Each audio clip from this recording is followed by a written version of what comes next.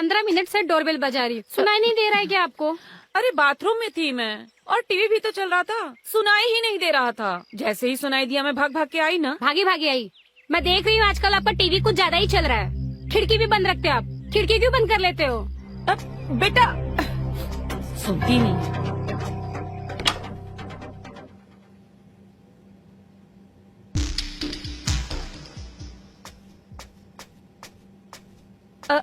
बेटा तू आज जल्दी आ गई?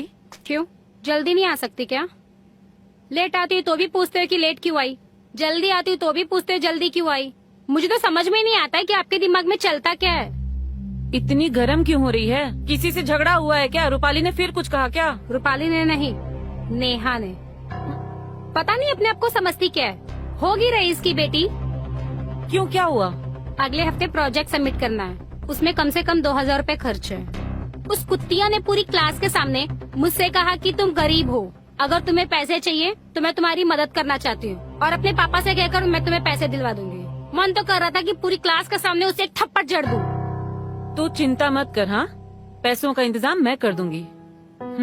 तू रहने दे माँ, तुझसे ना हो पाएगा।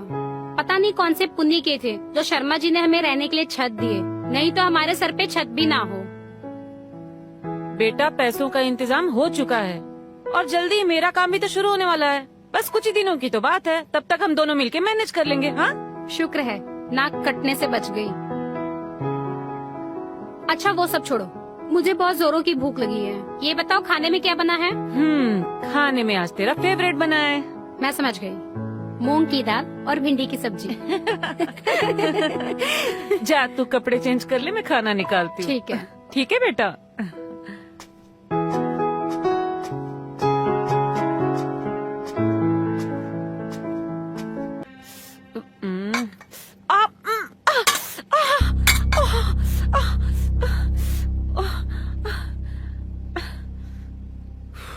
जला लिया ना आज हाथ फिर?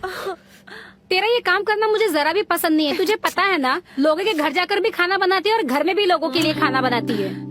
बिजनेस है ये मेरा। वाह, और उंगली जल गई उसका क्या? वो सब छोड़, ये बता ये बन ठन के कहाँ जा रही है? किसी से मिलने जा रही है? मैं किसी से मिलने नहीं जा रही माँ, कोई यहाँ आ रहा है। क्या बात कर रही है?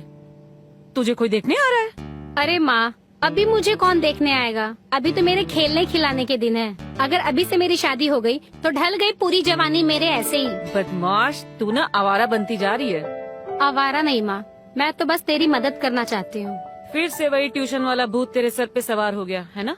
मैंने तुझे कहा ना कि तुझे कुछ करने की जरूरत नहीं है। अभी मैं जिंदा हूँ बेटा, तेरी सारी जरूरतें तेरी माँ पूरी करेगी। तुझे कुछ भी करने की जरूरत नहीं है, सिर्फ पढ़ाई पे ध्यान दे। तू जिंदा कहाँ है माँ? रोज रोज मैं तुझे मरते हुए देखती हूँ। मैं कब से तुझे बोल रही हूँ कि मैं तेरी मदद कर सकती हूँ। अब मैं ट्यूशन पढ़ाना शुरू कर रही हूँ, अब कोई सवाल नहीं पूछेगी। अच्छा, मैं इतना मेहनत करके कमा रही हूँ कि तू पढ़ लिख सके। तू दूसरों को ट्यूशन पढ़ाएगी तो तेरी पढ़ाई का क्या होगा? ठीक है, कुछ पैसे कमा लेगी तू, लेकिन तेरी पढ़ाई का क्या? अरे मेरी भोली माँ, पहले तो मेरी पूरी बात तो सुन। ठीक है, बोल। देख, मैं तुझे ऐसे काम करते हुए देख कर ना थोड़ी ज्यादा ही परेशान हो रही हूँ। पिताजी अगर होते तो कोई बात नहीं थी, मगर तू अकेली ही ये सब करती है तो मेरा भी तो कुछ फर्ज बनता है ना कि मैं भी घर की कमाई में योगदान दूं। अच्छा, तो मतलब तुझे अब मेरे पर यकीन नहीं रहा कि मैं तेरी परवरिश कर सकती हूँ सही तरीके से? अरे माँ, तू नाराज मत हो, मेरे दिमाग में ना एक आइडिया आया है।